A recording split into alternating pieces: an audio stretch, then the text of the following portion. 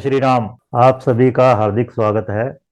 तो आज हम राम मंदिर और मंदिर वास्तु ये सब डिस्कस करना शुरू करेंगे। तो सबसे पहले हम लेते हैं इम्पोर्टेंस ऑफ टेम्पल कंस्ट्रक्शन, जिसको कहा है मंदिर निर्माण का महात्म्य क्या है, क्या क्या व्यक्ति को शुभ फल प्राप्त होंगे मंदिर निर्माण करने पर।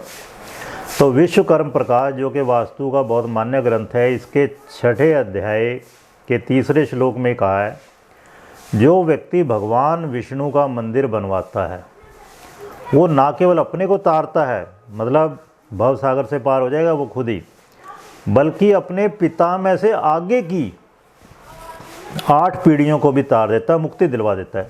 तो हमारे यहाँ सनातन धर्म में क्या है कि भाई आत्मा भटकती रहती है, मुक्त होने के लिए लालायित रहती है वो। तो जो भगवान विष्णु का मंदिर बनवाएगा व्यक्ति, वो खुद भी मुक्त हो जाएगा और अपने दादा से आगे की 8 पीढ़ियों को भी मुक्ति दिलवा देता है वो। और इसी में फिर 9वें 10वें श्लोक में बताया है, भगवान विष्णु का छोटा जो मंदिर बनवाता है, फिर मीडियम साइज मंझोला मंदिर बनवाता है और श्रेष्ठ मंदिर जो बनवाता है, तो क्या होगा, क्रमशः मतलब जो छोटा मंदिर बनवाएगा उसको स्वर्गलोक मिलेगा, जो मीडियम साइज का मंदिर बनवाएगा वो विष्णु लोक मिलेगा उसको, और जो श्रेष्ठ मंदिर बनवाएगा उसको मोक्ष की प्राप्ति होती है। अब ये भगवान विष्णु के ही अवतार हैं, भगवान राम 7वें अवतार, और उनका ये मंदिर बनने जा रहा है। तो अब इतना बड़ा मंदिर संसार का, ये कहा जा रहा है कि 3रा सबसे बड़ा हिंदू मंदिर होगा ये, तो इसमें हम 1% तो बनवा नहीं सकता। तो आप सभी इसमें सहयोग देकर, अपनी तरफ से जो भी दान आप दे सकते हैं वो देकर, तो आप इस मुक्ति के भागी बन सकते हैं, मोक्ष के पुण्य के भागी बन सकते हैं।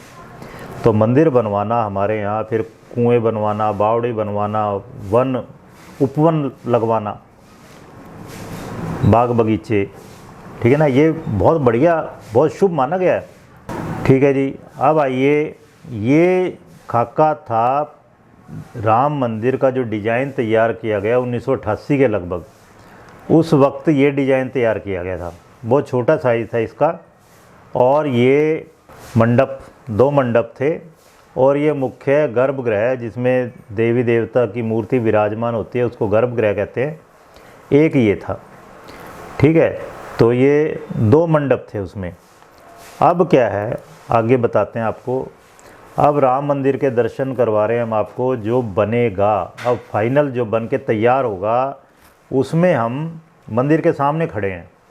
ठीक है, मंदिर के सामने खड़े हो आप, मंदिर में प्रवेश के लिए तैयार। ठीक, तो अगर मंदिर में भगवान विराजमान है, यहाँ पर विराजमान होंगे, ये गर्भगृह है, तो उनका ये है ईस्ट, पूर्व दिशा, ये पूर्व दिशा है इधर की तरफ। अगर मंदिर में आप यहाँ बाहर की तरफ फेस करके खड़े होंगे, अंदर भगवान राम विराजमान होंगे, तो उनका मुख हो जाएगा पूर्व की तरफ। लेकिन जब आप इसमें एंटर करोगे तो आपका मुख किधर होएगा, पश्चिम की तरफ। ठीक है, तो आप मंदिर के अंदर खड़े हो जाओ, उसके हिसाब से डायरेक्शन देखिए आप। इधर ये ईस्ट है पूर्व, पीछे की तरफ वेस्ट है। ठीक है, इधर आपका उत्तर हो जाएगा, उत्तर दिशा ये, और इधर है दक्षिण दिशा। ये ध्यान रखना है आपने। और मंदिर में आप देख रहे हो, ये आप स्टेप्स चढ़े यहाँ से, ये कहा जा रहा है कि ये 32 स्टेप्स होंगी, 32 सीढ़ियाँ, और ये 17 फुट यहाँ से लेके यहाँ तक 17 फुट होगा। इसको कहते हैं जगती या प्लिंथ लेवल, कुर्सी तल। ठीक है, तो ये तो एंट्रेंस है, ये पहला मंडप है। इसको क्या कहा इन्होंने, रंग मंडप। अब मंडप क्या होते हैं, जिस तरह शादी का मंडप, ऐसे कहते हैं ना, शादी का मंडप तैयार हो गया जी, मंडप तैयार करो। मंडप बेसिकली क्या है, ऊपर छत डालना, जो नीचे कोई भी सुंदर चीज़ें हैं उनको प्रोटेक्शन के लिए छत देना, सिंपल लैंग्वेज एकदम, वो है मंडप। और मंडप बहुत तरह के शेप हो सकती है उनकी, फ्लैट हो सकता है, बिल्कुल इस तरह से छतरी हो सकती है। ठीक है ना, तो ये पहला मंडप है, इसको कहा है रंग मंडप। फिर ये दूसरा मंडप है, इसको कहा इन्होंने नृत्य मंडप। अब इसके बारे में वो बता रहे थे, ये नाम दे दिया नृत्य मंडप, लेकिन भगवान राम क्योंकि मर्यादा पुरुषोत्तम है, ठीक है, राग रंग में उनकी कोई रुचि नहीं है, जबकि भगवान कृष्ण वो तो नट नागर कहते हैं उनको, ठीक है ना। तो यहाँ पे नृत्य ना के बराबर ही होगा, नाम दे दिया उसको बस, ठीक है। या तो कोई क्लासिकल वो देखेंगे अपना, या तो क्लासिकल डांस कभी कभार परफॉर्मेंस हो, अदरवाइज यहाँ होने वाला नहीं है, नाम ही है बस इसका नृत्य मंडप। फिर ये तीसरा मंडप है गूढ़ मंडप, कुडू इंग्लिश में या इस तरह अलग अलग नाम दे दिए हैं, लेकिन असली नाम है इसका गूढ़, गुफा, गहरा ऐसे कह लो, अंदर की तरफ है ना काफ़ी, तो गूढ़ मंडप है ये। और इसके इधर की तरफ उत्तर में जो प्रार्थना मंडप है ये, और दक्षिण की तरफ ये कीर्तन मंडप। प्रार्थना में तो ये समझ लो आप क्या होता है, प्रार्थना में तो बैठ के आप प्रार्थना करते हैं, मंत्र पढ़ते हैं, ठीक है ना। जबकि कीर्तन 3 शब्द हैं, भजन, कीर्तन, संकीर्तन, 3 शब्द हैं, उनको समझो थोड़ा। भजन या प्रार्थना में क्या है, केवल हम बैठ के आराम से वाणी उच्चारण करते हैं, ठीक है। कीर्तन में क्या है, उसके साथ में वाद्य यंत्र बजाए जाते हैं, झांझ मजीरे हैं, ढोलकी है, वो सब तो कीर्तन में ये होता है। और संकीर्तन में क्या है, संकीर्तन में नाचा भी जाता है, जिस तरह इस्कॉन वाले आप देखो नाच रहे होते हैं, ठीक है, वो संकीर्तन है। तो यहाँ कीर्तन मंडप में मतलब वो वाद्य यंत्र भी प्रयोग किए जाएंगे। तो ये जो गूढ़ मंडप है उसके उत्तर में ये ध्यान रखना आपने प्रार्थना मंडप है, और दक्षिण में उसके कीर्तन मंडप है, ठीक है। यहाँ देखो इसने बता रखा है 16 फीट वाइड स्टेयरकेस, ये जो यहाँ से यहाँ तक चौड़ाई, ये जो चौड़ाई है इसकी 16 फुट है। और फिर ये सारे स्तंभ हैं, ठीक है, स्तंभों के बारे में डिटेल में चर्चा करेंगे हम, अभी तो बिल्कुल बेसिक इन्फॉर्मेशन मैं आपको दे रहा हूँ, ठीक है। तो ये 5 मंडप हो गए, और ये सम्मुख पूर्व मतलब मंदिर का ये पूर्व है, लेकिन आप जब यहाँ से अंदर एंटर कर रहे हैं आप पश्चिम की तरफ जा रहे हो। मंदिर बेसिकली उसमें विराजमान देवता के अनुसार बनाया जाता है, वही वहाँ के स्वामी हैं, वही वहाँ के हेड हैं, मालिक हैं वो वहाँ के। जबकि घर में आप मालिक हो अपने घर के, ठीक है, तो आप वहाँ पूजा करोगे, उसके अलग रूल रेगुलेशन है, वो मैंने बताया, हम तीसरे लेक्चर में वो बताएंगे आपको बहुत डिटेल में। अब इधर से देखते हैं हम आग्नेय कोण से, ये आग्नेय कोण है, ये हो गया दक्षिण, वो उत्तर है, ये पूर्व है, आपको बताया। आप यहाँ पे खड़े हो जाओ बस, तो ये पूर्व है, ये पीछे पश्चिम।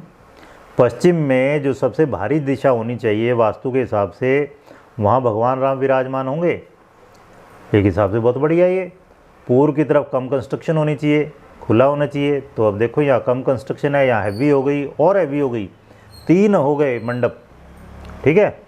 तो इस तरह से अब इसको दोबारा से देखते हैं हम। यहाँ से आप एंटर किया, ऊपर चढ़े, 32 सीढ़ियाँ, 17 फुट हाइट, लगभग हर सीढ़ी 6-6 इंच की हो गई। इसका मतलब ये जो है इसको कहते हैं जगती प्लिंथ लेवल, कुर्सी तल, ठीक है।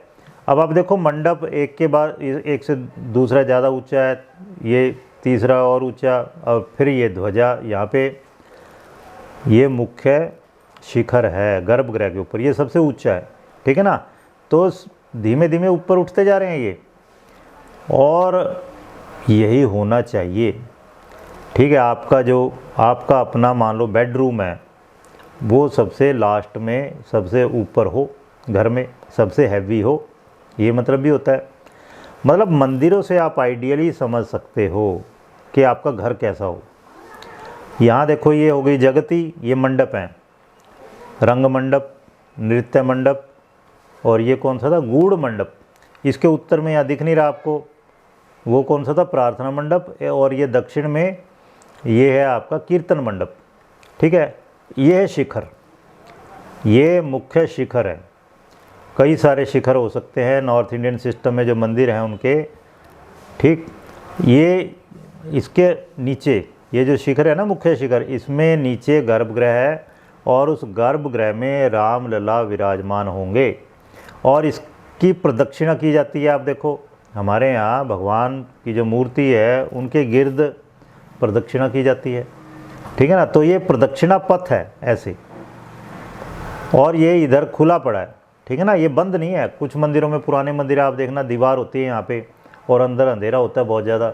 इसमें ऐसा नहीं है, ये बाहर से यहाँ से खुला रहेगा। ये पिलर्स हैं, सारे स्तंभ हैं, ठीक है ना।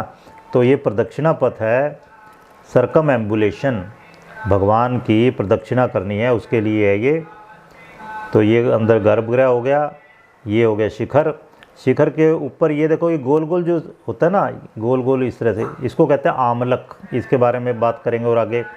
फिर ये सबसे ऊपर पीक है जो, ये है कलश। और फिर जो यहाँ ध्वजा लगाई होती है वो ध्वजा या धर्म ध्वजा भी कह देते हैं उसको, ठीक है ना। अब हम किधर से देख रहे हैं, ये उत्तर से, ये उत्तर की दिशा है। मंदिर के बीच में खड़े होंगे तो इधर उत्तर है, उधर दक्षिण है, ये पूर्व है। तो ये पूरा मंदिर जो है लगभग 235 फुट बताया जा रहा है इसकी चौड़ाई होगी और इसकी लंबाई होगी 360 फुट। जो ये अवेलेबल है नेट पे, ये मार्क किया हुआ, ये वो एज इट इज़ हमने दिखा दिया। मेरे हिसाब से ये 360 फुट यहाँ तक होनी चाहिए, कंस्ट्रक्टेड एरिया होना चाहिए। ये स्टार्टिंग पॉइंट से लेके यहाँ कंस्ट्रक्टेड एरिया ये 360 फुट होना चाहिए। बाकी जो फाइनल रिलीज करेंगे तो उस वक्त की उस वक्त देखेंगे, ठीक है ना। यहाँ पे ये कंस्ट्रक्टेड एरिया इस तरह से, ये 235 फुट है, ये 360 फुट लंबाई हो गई इसकी, ओके।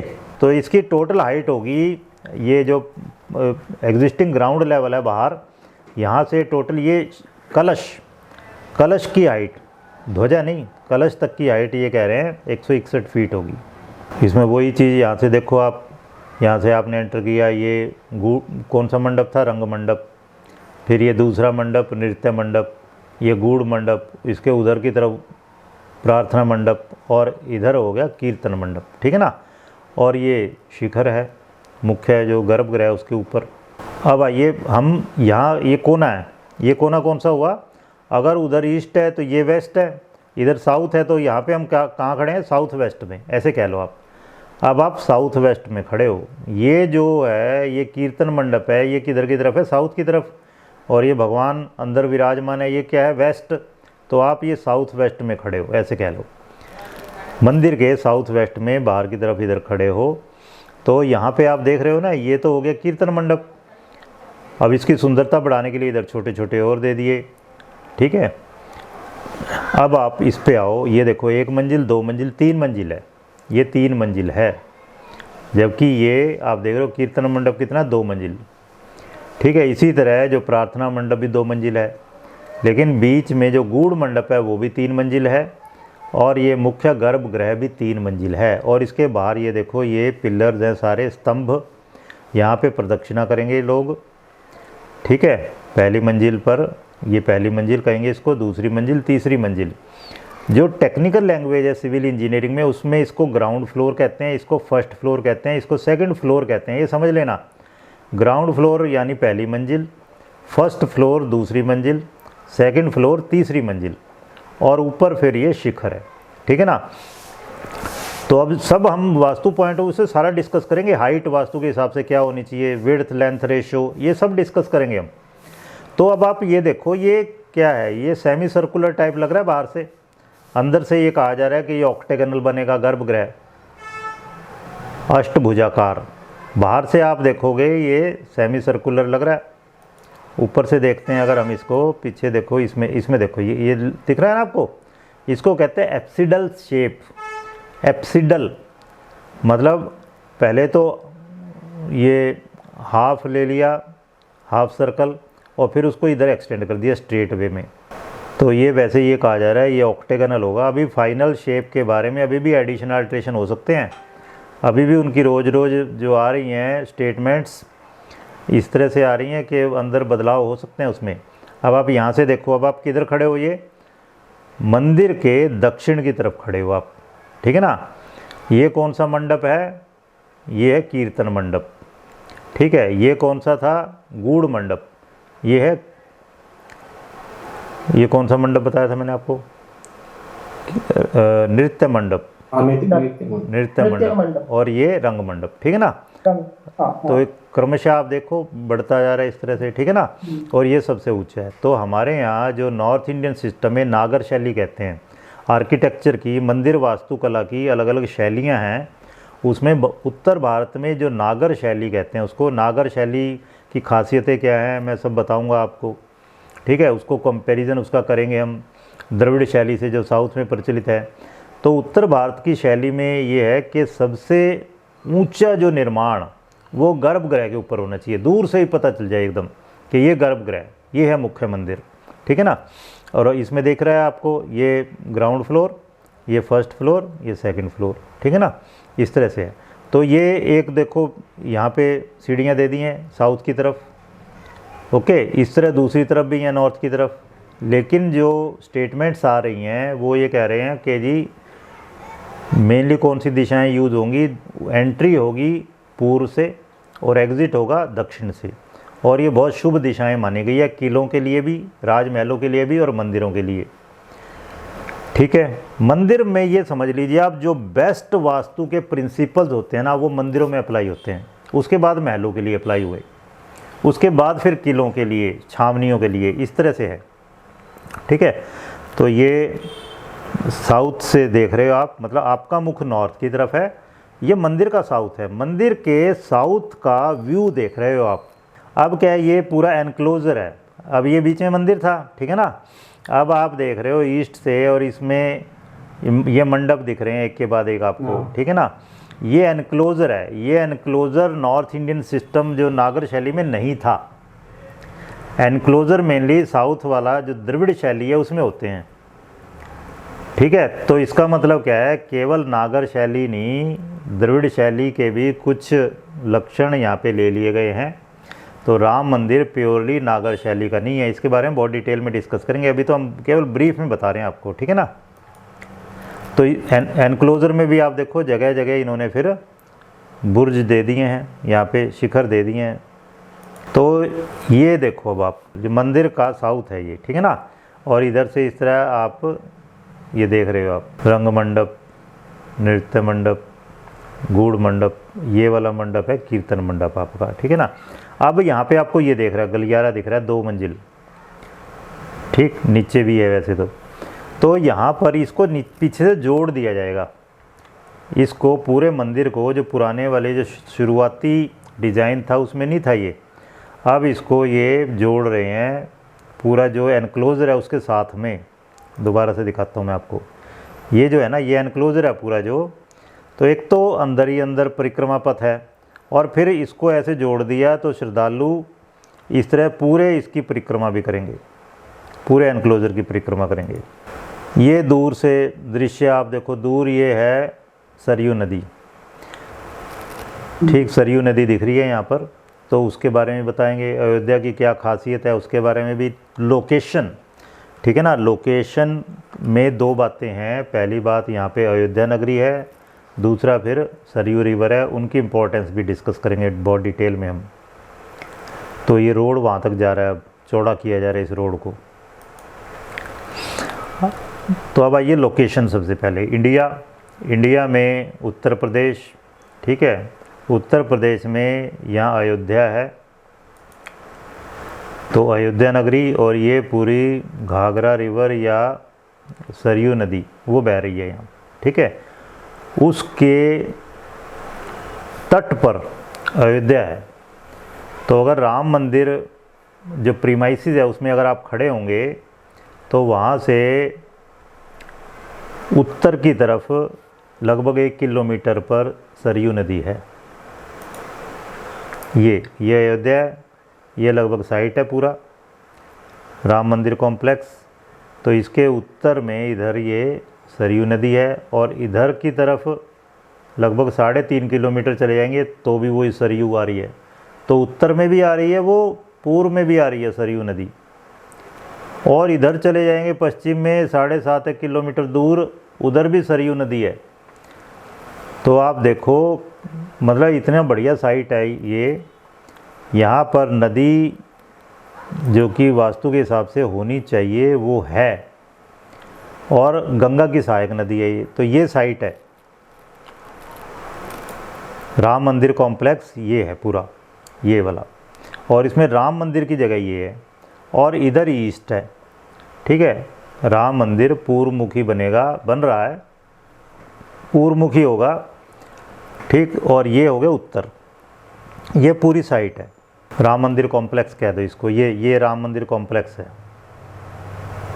और राम मंदिर एग्जैक्टली यहाँ पे होगा। इससे देख लीजिए, अब ये अयोध्या है पूरा।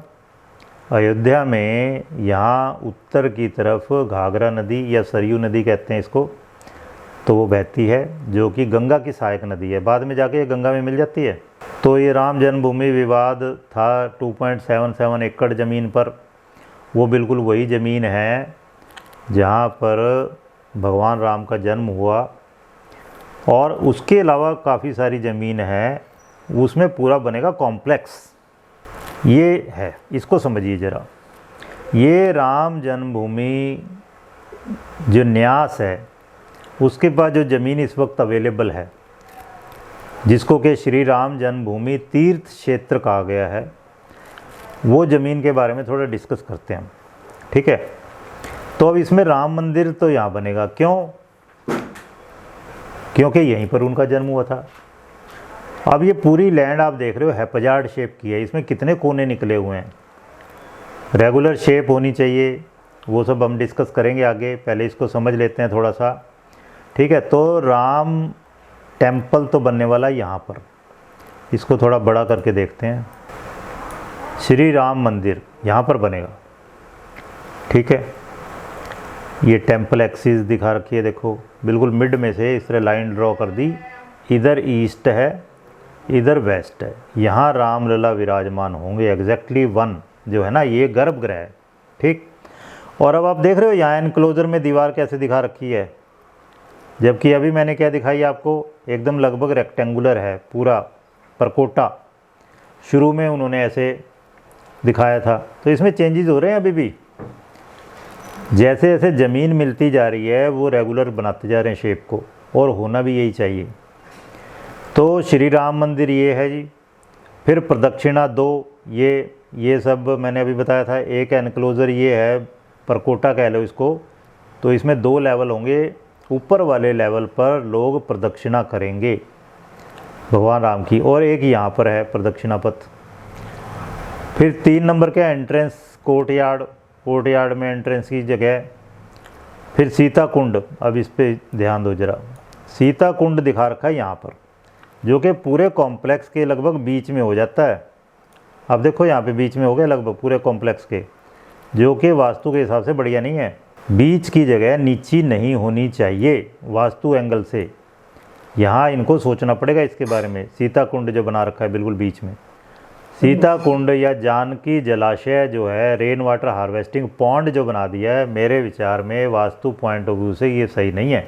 फिर 5 नंबर का है लक्ष्मण वाटिका, इसका नाम दे दिया पूरी का लक्ष्मण वाटिका। आयुर्वेद और फ्लोरल गार्डन है ये दे रखा है जो, ठीक है ना, सीता कुंड के इधर की तरफ, पश्चिम की तरफ, ये सारा। चलो ठीक है, अच्छी बात है ये। फिर 6 नंबर हनुमान उपवन, हनुमान जी गए थे ना श्रीलंका में, तो उन्होंने फल तोड़ तोड़ के खाए थे, तो वही, तो इन्होंने क्या है यहाँ पे हनुमान उपवन दे दिया है। ये सारा साउथ है पूरा, आप समझिए, इसमें गार्डन और फॉरेस्ट डेवलप कर दिया इन्होंने।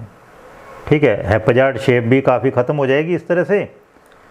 ये वन उपवन गार्डन ये सब डेवलप करने से क्या होगा, शेप जो होती है वो रेगुलर दिखती है। अंदर जो भी कंस्ट्रक्शन है आप देखो, इसकी बेशक ये यहाँ पे मेरे हिसाब से अशुभ है, लेकिन इसकी शेप रेगुलर है। ठीक है, इसी तरह राम टेम्पल शेप रेगुलर है, एग्जैक्टली शेप स्क्वायर रेक्टेंगुलर इस टाइप की नहीं होती। कंस्ट्रक्शन में मेनली ईस्ट में कम कंस्ट्रक्शन है, वेस्ट में ज़्यादा है, ये कह लो।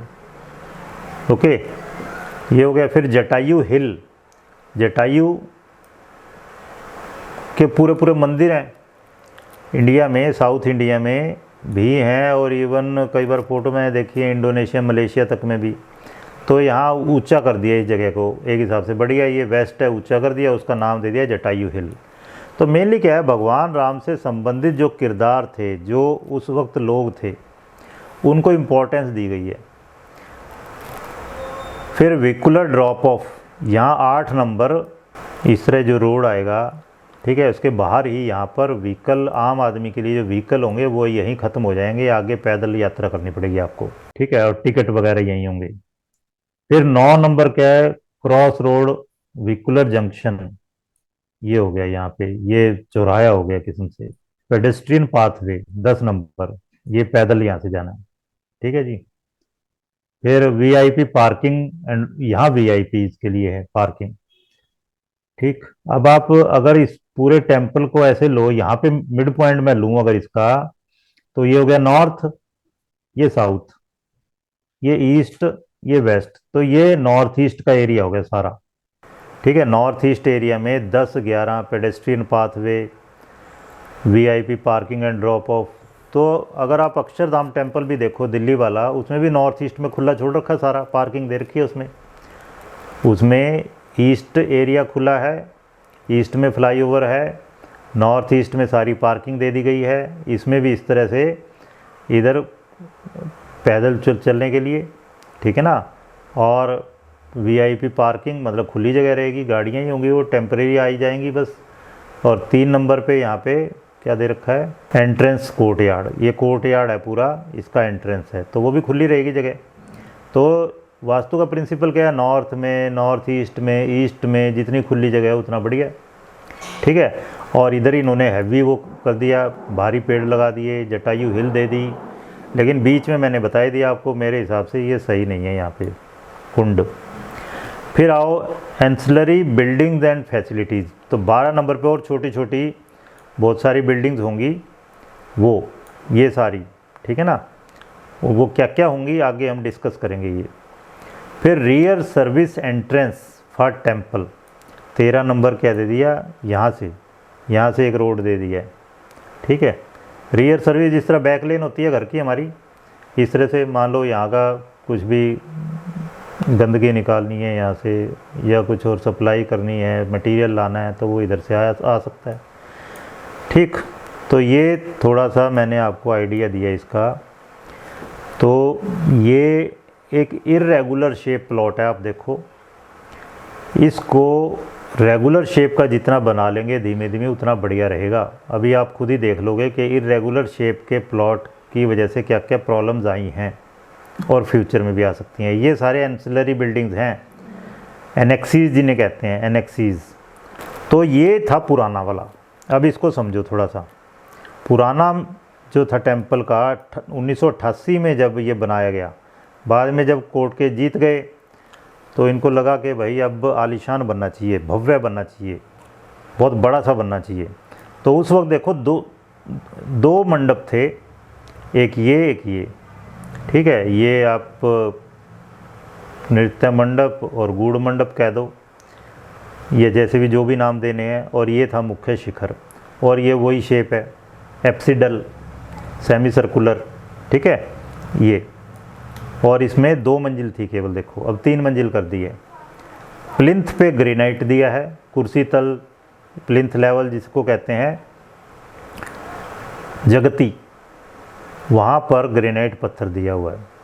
ये गर्भगृह, इसको गूढ़ मंडप कह दिया था इन्होंने। और ये नृत्य मंडप, हाँ वही है। इसमें अब रंग मंडप जोड़ दिया एक इधर प्रार्थना मंडप जोड़ दिया, और इधर कीर्तन मंडप, 3 नए मंडप बढ़ा दिए हैं। इसको यहाँ से और समझते हैं उस वक्त क्या क्या सुविधाएं दी हुई थी। हाँ, इनका क्या है कि 4 दिशाओं में 4 गेट देंगे। ये इधर से आप एंटर होते हो, ये है साउथ आपका ओवरऑल लें तो। इधर क्या होगा, ईस्ट होगा, ये ईस्ट हो गया, ये साउथ हो गया, इधर वेस्ट, इधर ये नॉर्थ। तो जो 1 दे रखा ना, 1 मतलब ये कह रहे हैं 4 गेट। ये क्या है, विश्व हिंदू परिषद मास्टर प्लान है, Ram temple complex in Ayodhya. तो 4 दिशाओं में आमने सामने नहीं है कोई। 1 यहाँ पे है देखो, लेकिन 1 के बिल्कुल सामने नहीं है ये वाला 1। ये है नॉर्थ वाला, ये साउथ वाला है, ये ईस्ट वाला है, तो ये वेस्ट वाला होगा। तो क्योंकि लैंड इनके पास रेगुलर शेप की अवेलेबल नहीं है, ठीक है, तो जो भी है खैर उसको समझो। तो इनका क्या प्रपोजल है कि 4 गेट बने जो कि साउथ के मंदिरों में होते हैं, नागर शैली में नहीं होते, जनरली एनक्लोज़र नहीं होते, ठीक है, लेकिन साउथ में एनक्लोज़र होते हैं और वहाँ द्वार बनाए जाते हैं बहुत ऊंचे ऊंचे, इतने ऊंचे होते हैं कि मंदिर का जो गर्भगृह का शिखर है उससे भी ज़्यादा ऊंचे होते हैं। तो ये वन वाला जो है, ये सभी वन 4 गेट हैं। तो इनका क्या कहना है, नॉर्दर्न स्टाइल गेट नॉर्थ में तो नॉर्थ स्टाइल का गेट होगा उत्तर भारतीय शैली के हिसाब से, ईस्ट में पूर्व भारतीय में शैली जो है मंदिर की वैसा गेट होगा, वेस्ट में जो पश्चिम भारत के मंदिर हैं उनकी जो शैली है वैसा गेट होगा, और फिर ये दक्षिण में दक्षिण भारतीय शैली का, ठीक है। तो ये ताकि ये लगे कि भगवान राम का मंदिर वो केवल उत्तर प्रदेश वालों का नहीं है या केवल उत्तर भारत वालों का नहीं है, ये पूरे भारत के लोगों के लिए है। तो ये कोशिश हो रही है कि राम मंदिर में पूरे भारत की जो शैलियां हैं वास्तुशिल्प की, मंदिर वास्तुशिल्प की, वो सभी अपनाई जाएं, उनके कुछ कुछ अंग इसमें प्रयोग में लाए जाएं। 2 नंबर राम मंदिर, ये बताई दिया आपको, ये राम मंदिर बनेगा 2 नंबर। फिर 3 देखो, 3-4 जगह दिखा रखा ना 3, तो ये क्या है, टेम्पल्स बनेंगे छोटे छोटे। आप देखना कभी भी कोई भी एक बड़ा मंदिर होता है तो उसमें कई दूसरे उप देवी देवताओं के मंदिर होते हैं। हम यहाँ पे ले जाते रहे हैं लोगों को, स्टूडेंट्स को, दिल्ली में अक्षरधाम टेम्पल, तो वहाँ अंदर ही आप देखना जो मंदिर है उनके गुरु जी का, उसके गिर्द 8 मंदिर और दे रखे हैं अंदर छोटे छोटे, ठीक है। तो यहाँ पर 4 मंदिर प्रपोज्ड हैं। क्या है, गणपति का,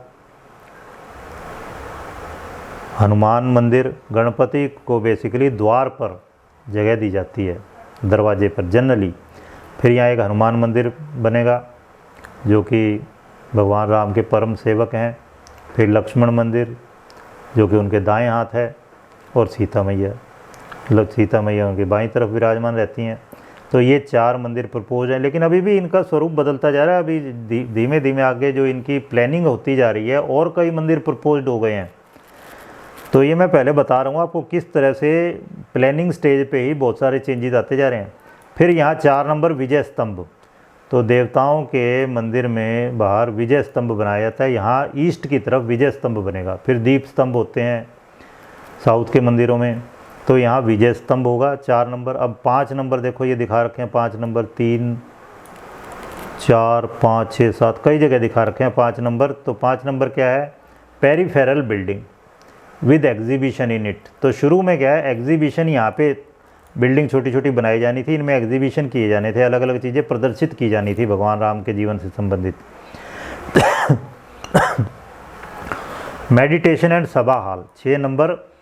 शुरू में क्या प्रपोजल थी, यहाँ मेडिटेशन और सभा हॉल बनाया जाए, ये 6 नंबर देखो, ठीक है। फिर स्टाफ क्वार्टर 7 नंबर पे, ये स्टाफ क्वार्टर एनेक्सीज जो हैं, उप भवन जिनको कहते हैं, वो यहाँ पे स्टाफ के क्वार्टर बनाए जाएं। क्वार्टर फॉर सेंट्स, संतों के लिए निवास, ये 8 नंबर पे, ठीक है, यहाँ पर इस तरह प्रपोज था। फिर धर्मशाला 9 नंबर पे, धर्मशाला हो यहाँ पर। 10 नंबर पे लाइब्रेरी, ये यहाँ पे ये लाइब्रेरी। 11, 12, 13 और क्या क्या है, 14, 15। 11 पे research centre, 12 residential development, 13 dining hall, 14 peripheral exhibition. Peripheral exhibition में क्या था, Ramayana exhibition, Mahabharata exhibition, Gita exhibition, other exhibition, ये सब। तो 14 नंबर पे ये होने थे। और 15 बीच में जो है, ये 15 क्या है, कथा कुंज। लेकिन अब आप देख रहे हो नए वाले में क्या कर दिया यहाँ पे कि जी वो डाउन करके वाटर हार्वेस्टिंग कर दिया यहाँ पर। फिर आ जाओ एडमिनिस्ट्रेटिव बिल्डिंग, 16 नंबर पे एडमिनिस्ट्रेटिव बिल्डिंग, यहाँ पर एडमिनिस्ट्रेटिव बिल्डिंग वेस्ट की तरफ लगभग, ठीक है। तो ये था पुराने वाला।